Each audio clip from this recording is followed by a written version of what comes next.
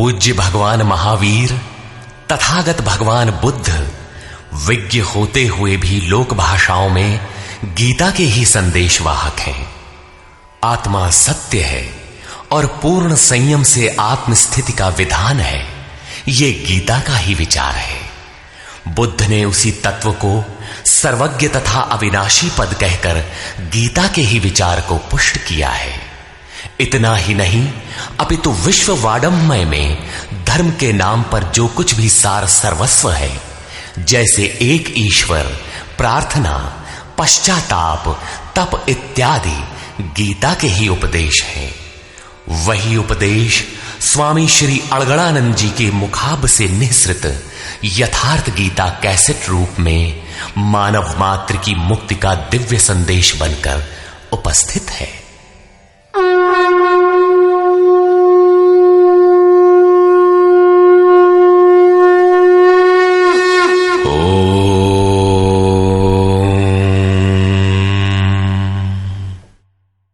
श्री परमात्मने नमः। यथार्थ गीता, श्रीमद् भगवत गीता, अथ पंचमो अध्यायः।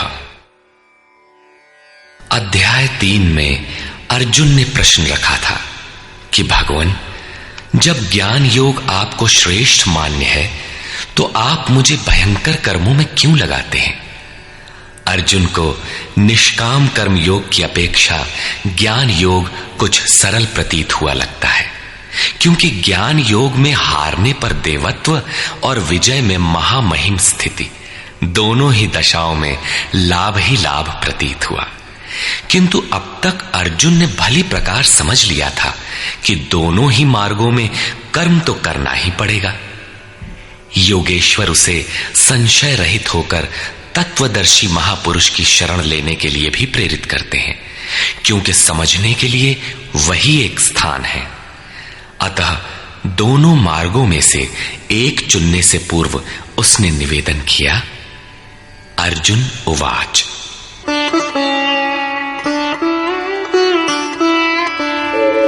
संन्यासं कर्मणां कृष्ण पुनर्योगं च शंससि यच्छ्रेय एतयोरेकं तन्मे ब्रूहि सुनिश्चितम्। हे श्री कृष्ण, आप कभी संन्यास माध्यम से किए जाने वाले कर्म की और कभी निष्काम दृष्टि से किए जाने वाले कर्म की प्रशंसा करते हैं। इन दोनों में से एक जो भली प्रकार आपका निश्चय किया हुआ हो, जो परम कल्याणकारी हो, उसे मेरे लिए कहिए। कहीं जाने के लिए आपको 2 मार्ग बताए जाएं, तो आप सुविधाजनक मार्ग अवश्य पूछेंगे। यदि नहीं पूछते तो आप जाने वाले नहीं हैं। इस पर योगेश्वर श्री कृष्ण ने कहा।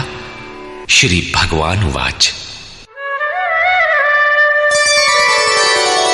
संन्यासः कर्मयोगश्च निःश्रेयसकरावुभौ तयोस्तु कर्म संन्यासात् कर्मयोगो विशिष्यते। अर्जुन, संन्यास माध्यम से किया जाने वाला कर्म अर्थात ज्ञान मार्ग से किया जाने वाला कर्म और कर्म योग, निष्काम भावना से किए जाने वाले कर्म, ये दोनों ही परम श्रेय को दिलाने वाले हैं। परंतु इन दोनों मार्गों से संन्यास अथवा ज्ञान दृष्टि से किए जाने वाले कर्म की अपेक्षा निष्काम कर्म योग श्रेष्ठ है। प्रश्न स्वाभाविक है कि श्रेष्ठ क्यों है? ज्ञेयः स नित्य सन्न्यासी यो न द्वेष्टि न कांक्षति निर्द्वन्द्वो हि महाबाहो सुखं बन्धात् प्रमुच्यते। महाबाहु अर्जुन, जो न किसी से द्वेष करता है न किसी की आकांक्षा करता है, वो सदैव सन्यासी ही समझने योग्य है, चाहे वो ज्ञान मार्ग से या निष्काम कर्म मार्ग से ही क्यों ना हो। राग द्वेषादि द्वंद्वों से रहित वो पुरुष सुखपूर्वक भव बंधन से मुक्त हो जाता है।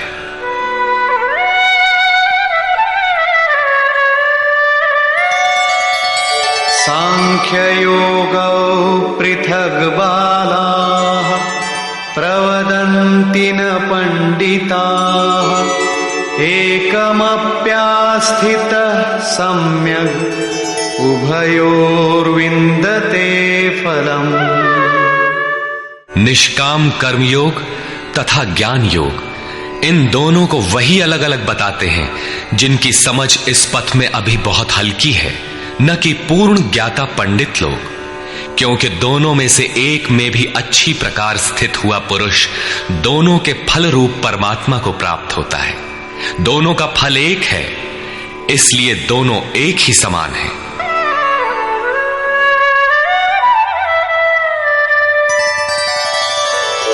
यत् सांख्यैः प्राप्यते स्थानम् तद्योगैरपि गम्यते। एकं सांख्यं च योगं च यः पश्यति स पश्यति। जहां सांख्य दृष्टि से कर्म करने वाला पहुंचता है, वहीं निष्काम माध्यम से कर्म करने वाला भी पहुंचता है। इसलिए जो दोनों को फल की दृष्टि से एक देखता है, वही यथार्थ जानने वाला है। जब दोनों एक ही स्थान पर पहुंचते हैं, तो निष्काम कर्मयोग विशेष क्यों? श्री कृष्ण बताते हैं,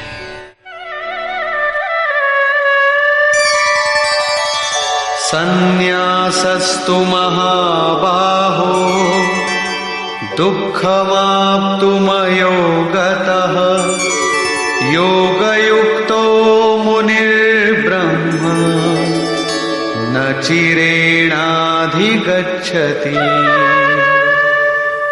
अर्जुन, निष्काम कर्मयोग का आचरण किए बिना संन्यासः का प्राप्त होना दुखप्रद है। जब योग का आचरण प्रारंभ ही नहीं किया तो असंभव सा है। इसलिए भगवत स्वरूप का मनन करने वाला मुनि, जिसकी मन सहित इंद्रियां मौन है, निष्काम कर्मयोग का आचरण करके परब्रह्म परमात्मा को शीघ्र ही प्राप्त हो जाता है। स्पष्ट है कि ज्ञान योग में निष्काम कर्मयोग का ही आचरण करना पड़ेगा, क्योंकि क्रिया दोनों में एक ही है।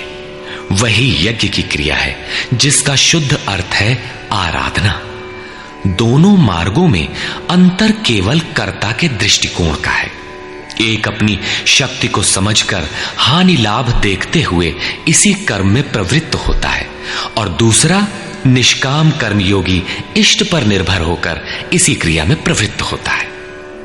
उदाहरणार्थ, एक प्राइवेट पढ़ता है, दूसरा नॉमिनेट। दोनों का पाठ्यक्रम एक ही है, परीक्षा एक है, परीक्षक निरीक्षक दोनों में एक ही है। ठीक इसी प्रकार दोनों के सद्गुरु तत्वदर्शी हैं और एक ही है, केवल दोनों के पढ़ने का दृष्टिकोण भिन्न है। पीछे जैसे श्री कृष्ण ने कहा कि काम और क्रोध दुर्जय शत्रु हैं, अर्जुन इन्हें तू मार। अर्जुन को लगा कि ये तो बड़ा कठिन है, किंतु श्री कृष्ण ने कहा, नहीं, शरीर से परे इंद्रियां हैं, इंद्रियों से परे मन है, मन से परे बुद्धि है, बुद्धि से परे तुम्हारा स्वरूप है। तुम वहां से प्रेरित हो। इस प्रकार अपनी शक्ति को सामने रखकर स्वावलंबी होकर कर्म में प्रवृत्त होना ज्ञान योग है। समर्पण के साथ इष्ट पर निर्भर होकर उसी कर्म में प्रवृत्त होना निष्काम कर्म योग है। दोनों की क्रिया एक है और परिणाम भी एक ही है। इसी पर बल देकर योगेश्वर श्री कृष्ण यहां कहते हैं कि योग का आचरण किए बिना सन्यास अर्थात शुभाशुभ कर्मों के अंत की स्थिति का प्राप्त होना असंभव है। श्री कृष्ण के अनुसार ऐसा कोई योग नहीं है कि हाथ पर हाथ रखकर बैठे बैठे कहो कि मैं परमात्मा हूं, शुद्ध हूं, बुद्ध हूं, मेरे लिए न तो कर्म है न बंधन, मैं भला बुरा कुछ करता दिखाई पड़ता भी हूं तो इंद्रियां अपने अर्थों में बरत रही हैं। ऐसा पाखंड श्री कृष्ण के शब्दों में कदापि नहीं है। साक्षात योगेश्वर भी अपने अनन्य सखा अर्जुन को बिना कर्म की ये स्थिति नहीं दे सके। यदि ऐसा वे कर सकते तो गीता की आवश्यकता ही क्या थी। कर्म तो करना ही पड़ेगा। कर्म करके ही सन्यास की स्थिति को पाया जा सकता है और योग युक्त पुरुष शीघ्र ही परमात्मा को प्राप्त हो जाता है। योग युक्त पुरुष के लक्षण क्या है, इस पर कहते हैं,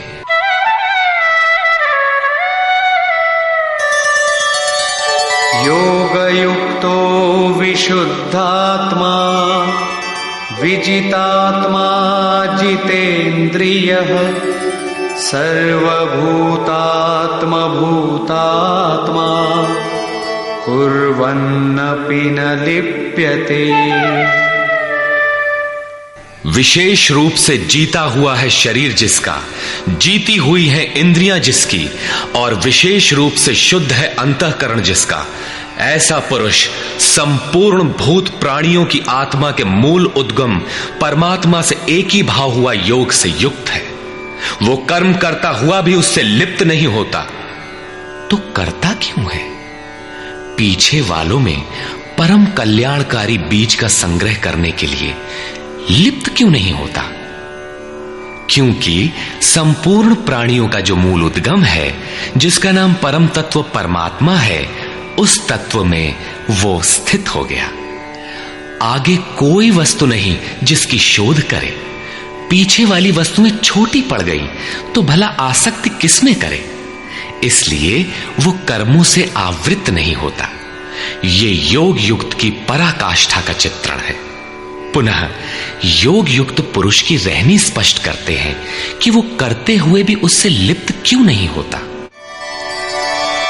नैव किंचित करोमीति युक्तो मन्येत तत्त्ववित् पश्यन् शृण्वन् स्पृशन् जिघ्रन् अश्नन् गच्छन् स्वपन् श्वसन् प्रलपन् विसृजन् गृह्णन् उन्मिषन् निमिषन्नपि इन्द्रियाणीन्द्रियार्थेषु वर्तन्त इति धारयन्।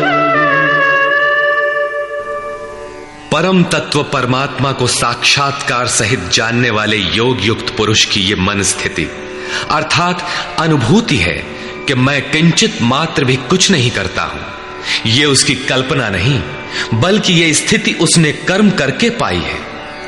अब प्राप्ति के पश्चात वो सब कुछ सुनता हुआ, स्पर्श करता, सूंघता, भोजन करता, गमन करता, सोता, श्वास लेता, त्याग करता, ग्रहण करता, आंखों को खोलता और मीचता हुआ भी इंद्रियां अपने अर्थों में बरतती हैं।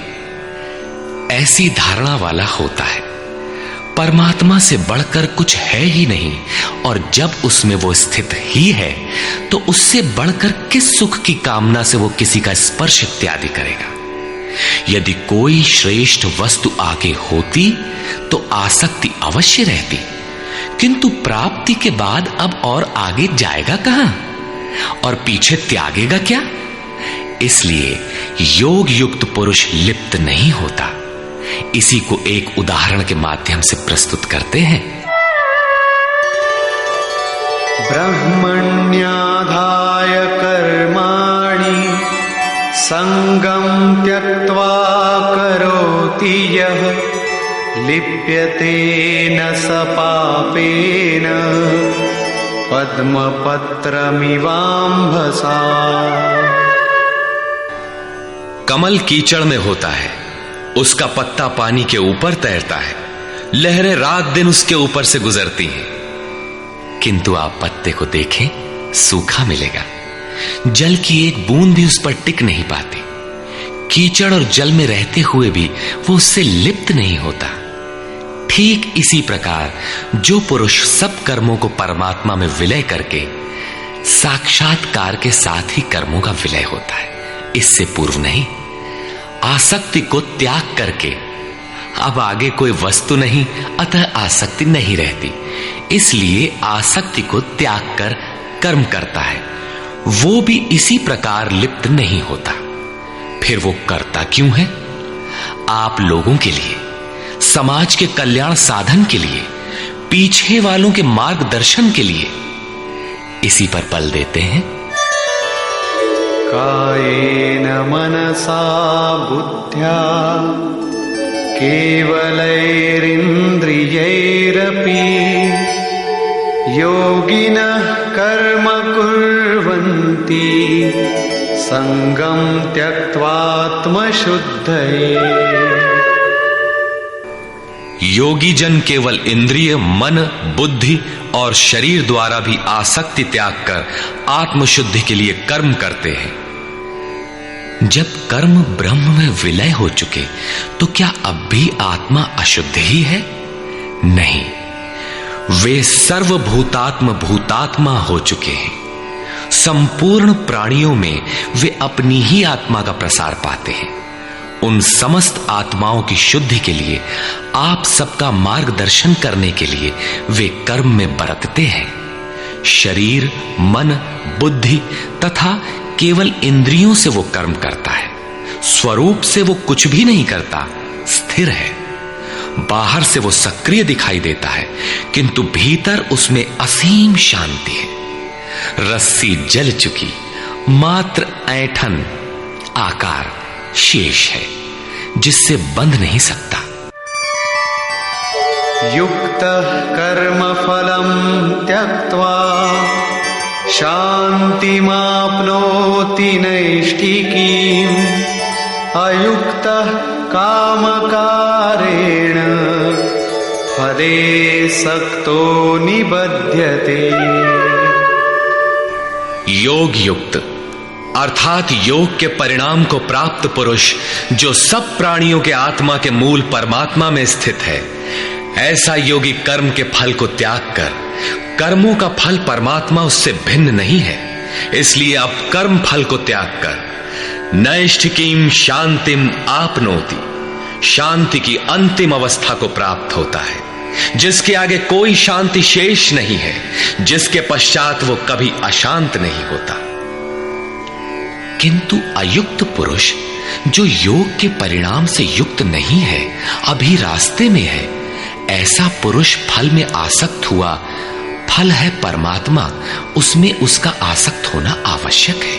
इसलिए फल में आसक्त होने पर भी काम कारेण निबध्यते, कामना करके बंध जाता है, अर्थात पूर्ति पर्यंत कामनाएं जागृत होती है। अतः साधक को पूर्ति पर्यंत सावधान रहना चाहिए। महाराज जी कहा करें, हो तनिको हम अलग, भगवान अलग है, तो माया कामयाब हो सकती है। कल ही प्राप्ति होनी हो, किंतु आज तो वो अज्ञानी ही है। अतः पूर्ति पर्यंत साधक को असावधान नहीं होना चाहिए। इसी पर आगे देखें।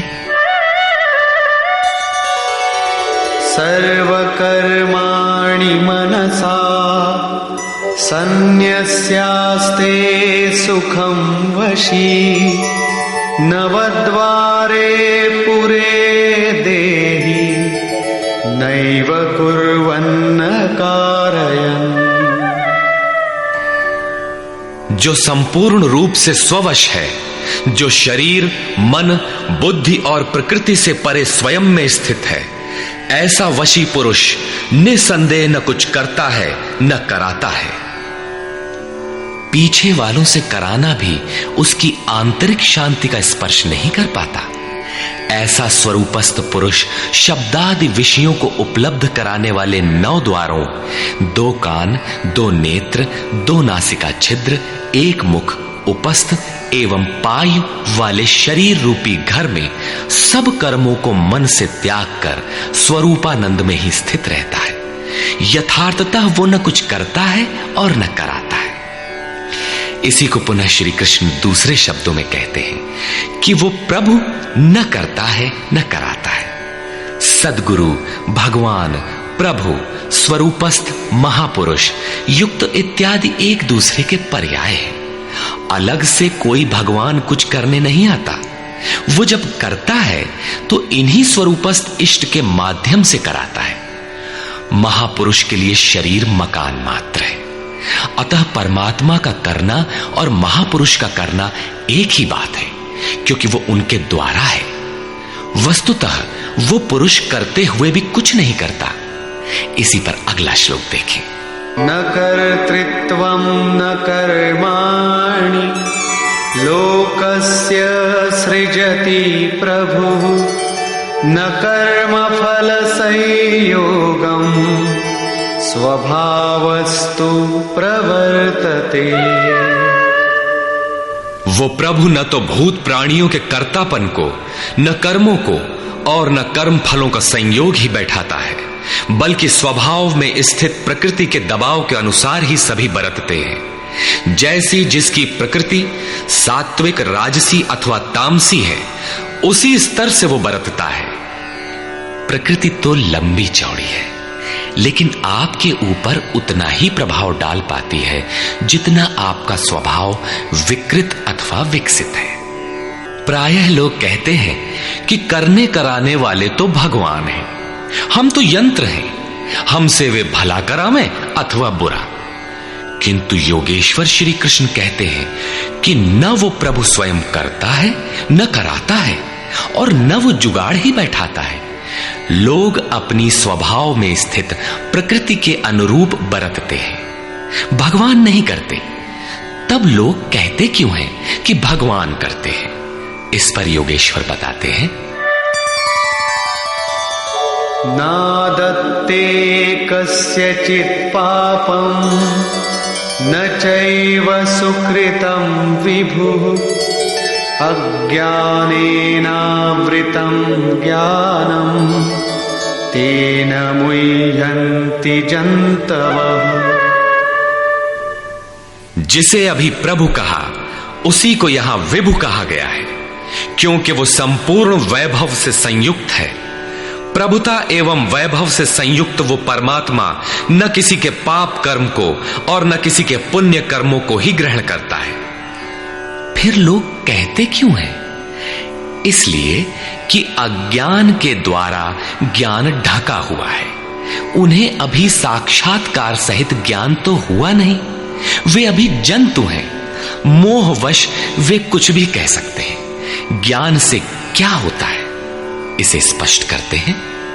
ज्ञानेन तु तदज्ञानम् येषां नाशितमात्मनः तेषामादित्यवज्ज्ञानम् प्रकाशयति तत्परम्। जिनके अंतःकरण का वो अज्ञान, जिसने ज्ञान को ढक रखा था, आत्म साक्षात्कार द्वारा नष्ट हो गया है, और इस प्रकार जिसने ज्ञान प्राप्त कर लिया है, उनका वो ज्ञान सूर्य के सदृश उस परम तत्व परमात्मा को प्रकाशित करता है। तो क्या परमात्मा किसी अंधकार का नाम है? नहीं, वो तो स्वयं प्रकाश रूप दिन राति, स्वयं प्रकाश रूप है तो, किंतु हमारे उपभोग के लिए तो नहीं है, दिखाई तो नहीं देता। जब ज्ञान द्वारा अज्ञान का आवरण हट जाता है, तो उनका वो ज्ञान सूर्य के सदृश परमात्मा को अपने में प्रवाहित कर लेता है। फिर उस पुरुष के लिए कहीं अंधकार नहीं रह जाता। उस ज्ञान का स्वरूप क्या है? तद्बुद्धयस्तदात्मानः तन्निष्ठास्तत्परायणाः गच्छन्त्य पुनरावृत्तिं ज्ञाननिर्धूतकल्मषाः। जब उस परम तत्व परमात्मा के अनुरूप बुद्धि हो, तत्व के अनुरूप प्रवाहित मन हो, परम तत्व परमात्मा में एक ही भाव से उसकी रहनी हो और उसी के परायण हो, इसी का नाम ज्ञान है। ज्ञान कोई बकवास या बहस नहीं है। इस ज्ञान द्वारा पाप रहित हुआ पुरुष पुनरागमन रहित परम गति को प्राप्त होता है।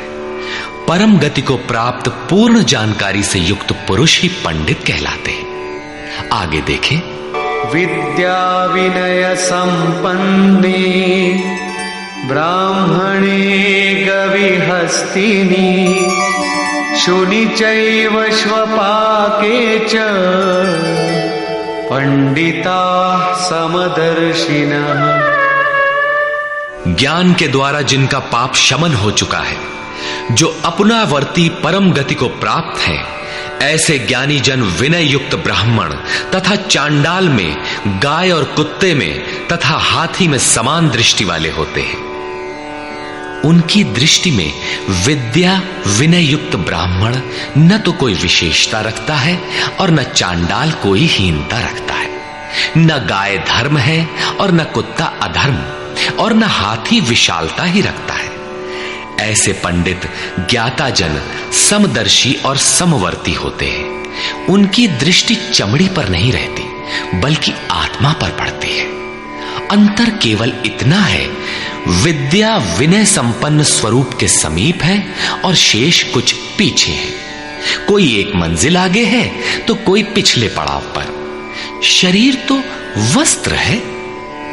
उनकी दृष्टि वस्त्र को महत्व नहीं देती, अपितु उनके हृदय में स्थित आत्मा पर पड़ती है। इसलिए वे कोई भेद नहीं रखते। श्री कृष्ण ने पर्याप्त गो सेवा की थी। उन्हें गाय के प्रति गौरवपूर्ण शब्द कहना चाहिए था, किंतु उन्होंने ऐसा कुछ भी नहीं कहा। श्री कृष्ण ने गाय को धर्म में कोई स्थान नहीं दिया। उन्होंने केवल इतना माना कि अन्य जीवात्माओं की तरह उसमें भी आत्मा है। गाय का आर्थिक महत्व जो भी हो, उसका धार्मिक वैशिष्ट्य परिवर्ती लोगों की देन है। श्री कृष्ण ने पीछे बताया कि अविवेकियों की बुद्धि अनंत शाखाओं वाली होती है, इसलिए वे अनंत क्रियाओं का विस्तार कर लेते हैं। जबकि निष्काम कर्म योग में अर्जुन निर्धारित क्रिया एक ही है, यज्ञ की प्रक्रिया आराधना। अपुनरावृत्ति वाला ऐसा महापुरुष उस विद्या विनय संपन्न ब्राह्मण, चांडाल, कुत्ते, हाथी और गाय सब पर समान दृष्टि वाला होता है, क्योंकि उसकी दृष्टि हृदय स्थित आत्म स्वरूप पर पड़ती है।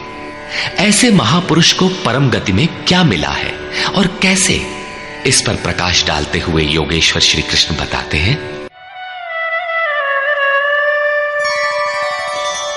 इहैव तैर्जितः सर्गो येषां साम्ये स्थितं मनः निर्दोषं हि समं ब्रह्म तस्माद् ब्रह्मणि ते स्थिताः। उन पुरुषों द्वारा जीवित अवस्था में ही संपूर्ण संसार जीत लिया गया, जिनका मन समत्व में स्थित है। मन के समत्व का संसार जीतने से क्या संबंध? संसार मिट ही गया तो वो पुरुष रहा कहां? श्री कृष्ण कहते हैं, निर्दोषम हि समम ब्रह्म। वो ब्रह्म निर्दोष और सम है। इधर उनका मन भी निर्दोष और सम स्थिति वाला हो गया। तस्मात् ब्रह्मणि ते स्थिताः, इसलिए वो ब्रह्म में स्थित हो जाता है। इसी का नाम अपुनरावर्ती परम गति है। ये कब मिलता है? जब संसार रूपी शत्रु जीतने में आ जाए। संसार कब जीतने में आता है? जब मन का निरोध हो जाए, समत्व में प्रवेश पा जाए, क्योंकि मन का प्रसार ही जगत है। जब वो ब्रह्म में स्थित हो जाता है, तब ब्रह्मविद का लक्षण क्या है, उसकी रहनी स्पष्ट करते हैं। न प्रहिष्येत् प्रियं प्राप्य नो द्विजेत् प्राप्य चाप्रियं स्थिरबुद्धिरसम्मूढो ब्रह्मविद् ब्रह्मणि स्थितः।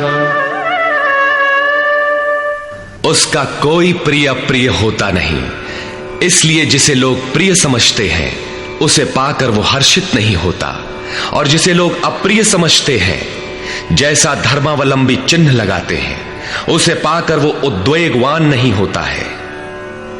ऐसा स्थिर बुद्धि, असम्मूढ़, संशय रहित ब्रह्मविद, ब्रह्म से संयुक्त ब्रह्मवेत्ता, ब्रह्मणि स्थितः, परात्पर ब्रह्म में सदैव स्थित है। बाह्य स्पर्शेष्वसक्तात्मा विन्दत्यात्मनि यत् सुखम् स ब्रह्मयोगयुक्तात्मा सुखमक्षयमश्नुते। बाहर संसार के विषय भोगों में अनासक्त पुरुष अंतरात्मा में स्थित जो सुख है उस सुख को प्राप्त होता है। वो पुरुष ब्रह्म योग युक्त आत्मा, पर ब्रह्म परमात्मा के साथ मिलन से युक्त आत्मा वाला है। इसलिए वो अक्षय आनंद का अनुभव करता है, जिस आनंद का कभी क्षय नहीं होता। इस आनंद का उपभोग कौन कर सकता है? जो बाहर के विषय भोगों से अनासक्त है। तो क्या भोग बाधक हैं? भगवान श्री कृष्ण कहते हैं, ये हि संस्पर्शजा भोगा दुःखयोनय एव ते आद्यन्तवन्तः कौन्तेय न तेषु रमते बुधः। केवल त्वचा ही नहीं, सभी इंद्रियां स्पर्श करती हैं। देखना आंख का स्पर्श है, सुनना कान का स्पर्श है। इसी प्रकार इंद्रियों और विषयों के संयोग से उत्पन्न होने वाले सभी भोग यद्यपि भोगने में प्रिय प्रतीत होते हैं, किंतु निसंदेह वे सब दुख योनयः, दुखद योनियों के ही कारण हैं। ये भोग ही योनियों के कारण हैं।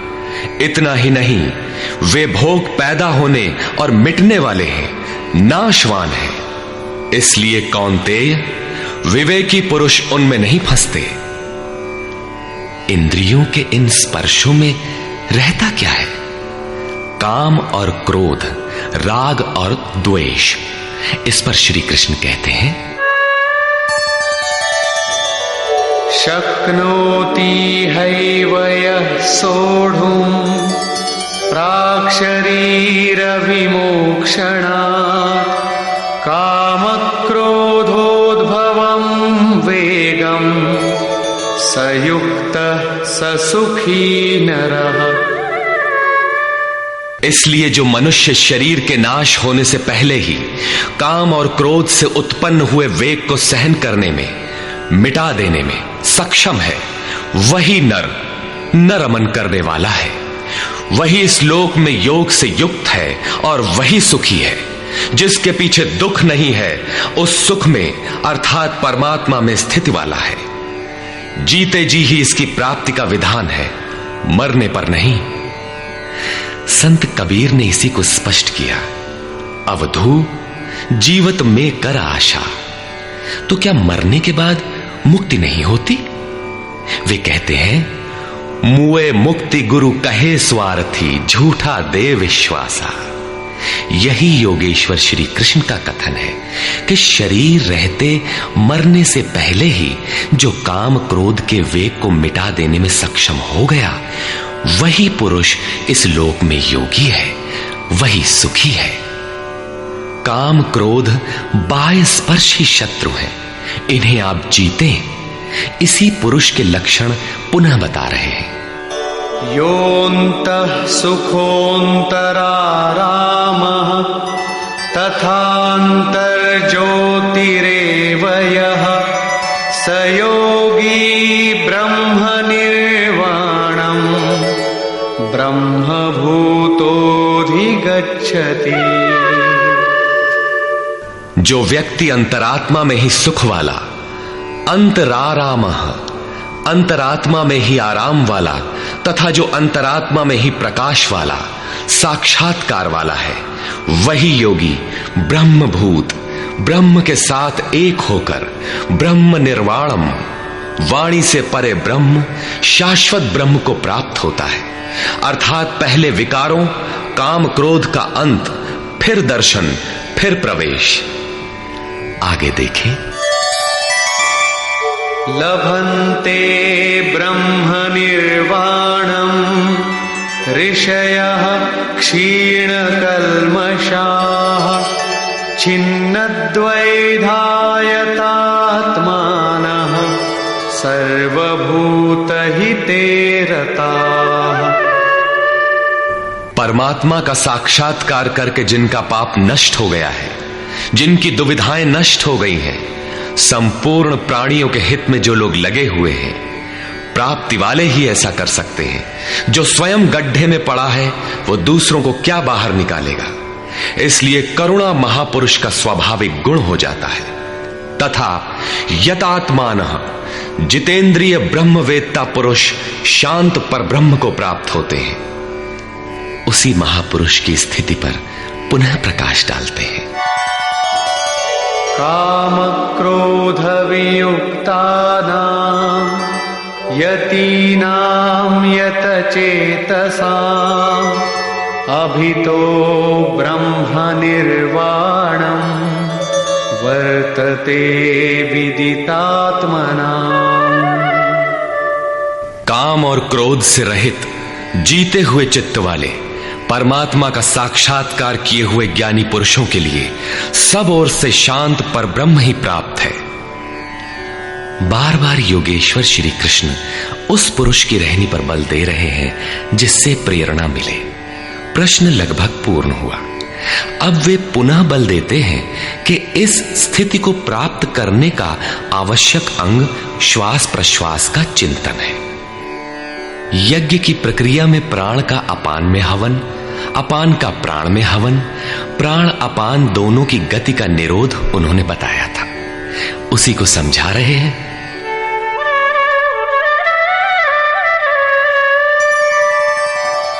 स्पर्शान् कृत्वा बहिर्बाह्यान् चक्षुश्चैवान्तरे भ्रुवोः प्राणापानौ समौ कृत्वा नासाभ्यन्तरचारिणौ